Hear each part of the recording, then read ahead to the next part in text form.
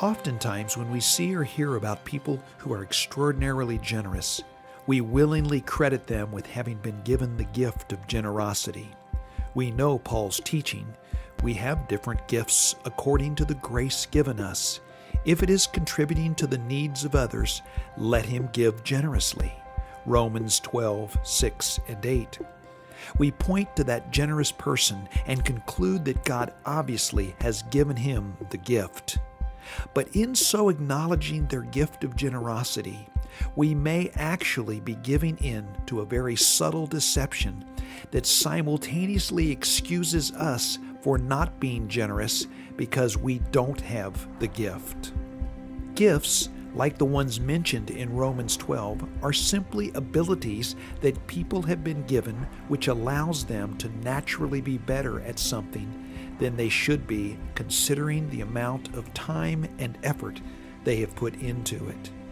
You certainly know people who are gifted in certain areas like music, art, athletics, academics, public speaking, leadership, etc. What others have to work very hard at to become skilled, these gifted ones seem to do it effortlessly. And when they exercise their gifts, their skill levels go off the charts. It is likely at some time in your life you have come across a youth that as soon as he touches a ball, pick your sport, for the first time plays like he's been doing it for years.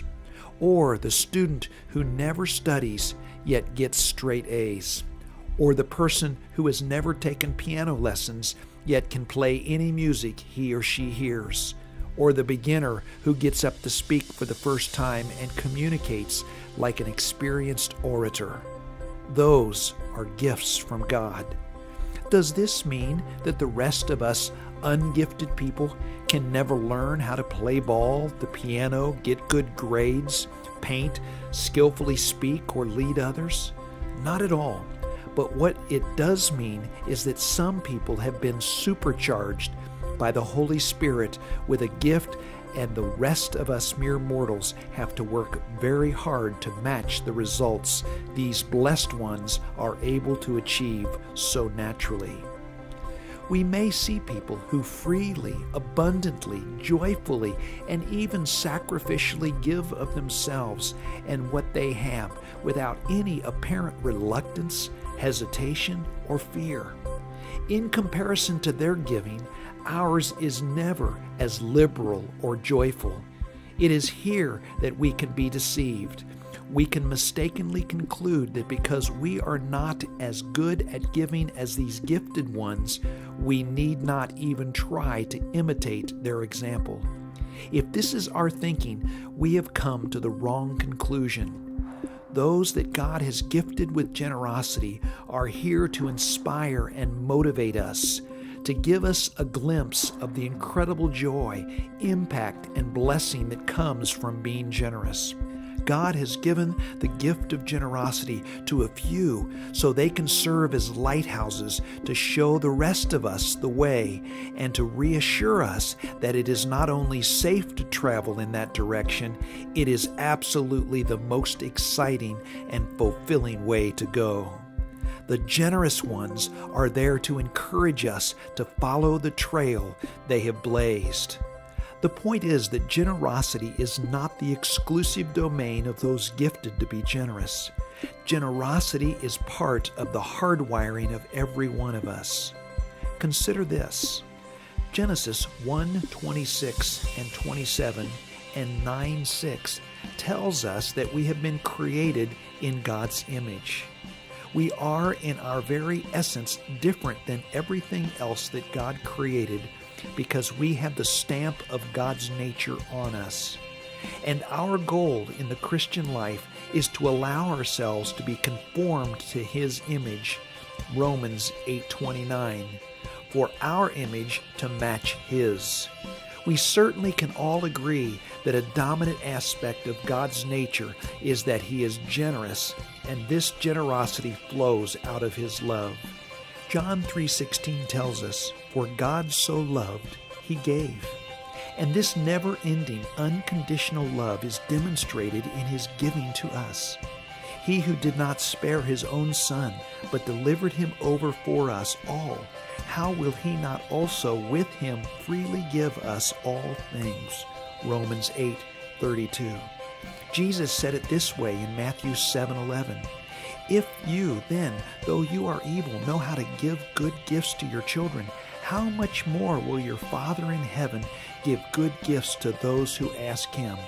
Simply stated, our God is an extraordinarily generous God.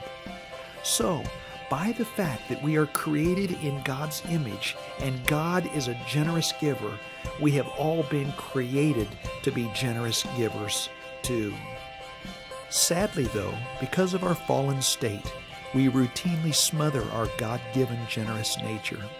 We cover it over with the lies of greed, self-interest, pride, fear, and insecurity.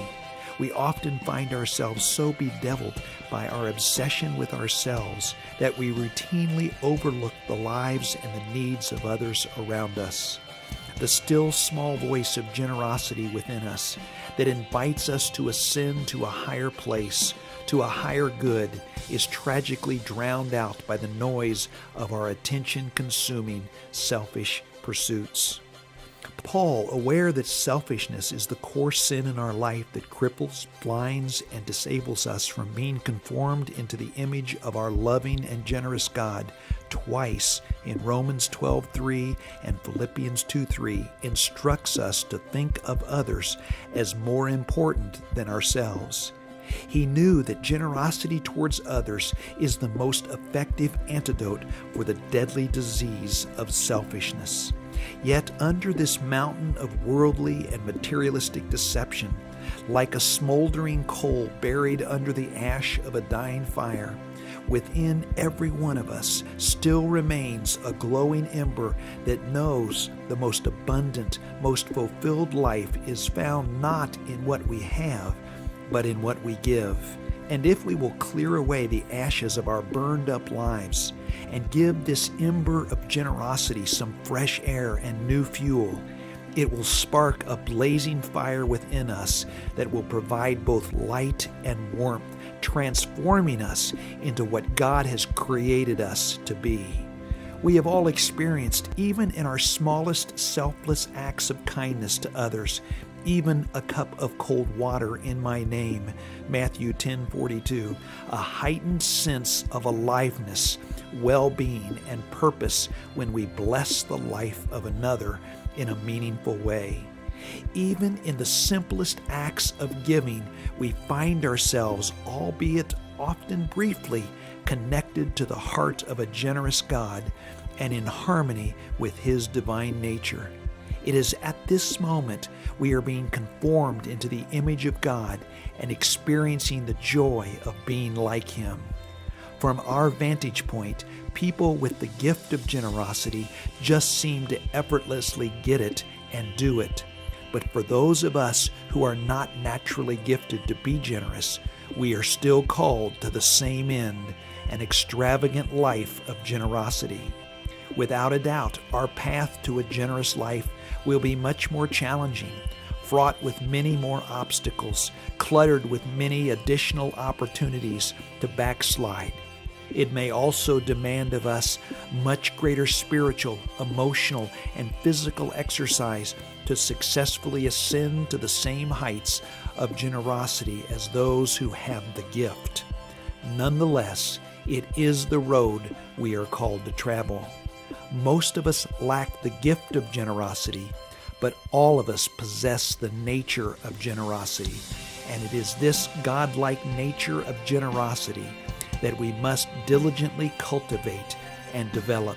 And in so doing, the world will see the image of our generous Creator living and giving in us. And we will, like the gifted, find life indeed. 1 Timothy 6:19.